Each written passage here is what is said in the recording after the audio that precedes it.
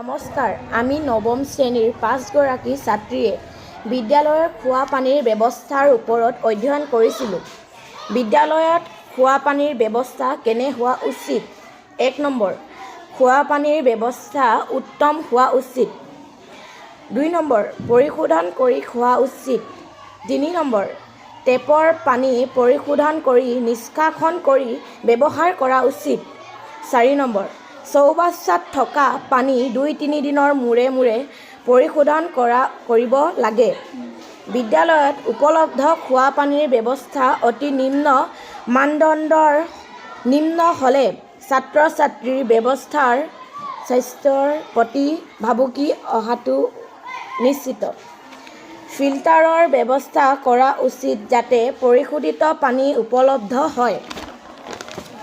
ইয়াৰ সমাধানৰ উপায়: 1 নম্বৰ, বিদ্যালয়ত খোৱা পানীৰ ব্যৱস্থা উন্নত কৰিবলৈ যাৱতীয় ব্যৱস্থা গ্ৰহণ কৰা।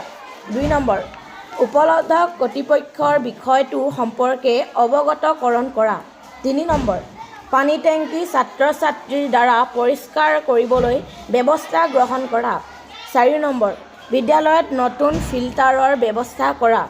5 নম্বৰ, নিজা প্ৰচেষ্টাৰে ফিল্টাৰ প্ৰস্তুত কৰি পানী শোধনৰ ব্যৱস্থা কৰিব লাগিব। টেপৰ বেচিনটো নিতৌ চাফা কৰাৰ ব্যৱস্থা কৰা।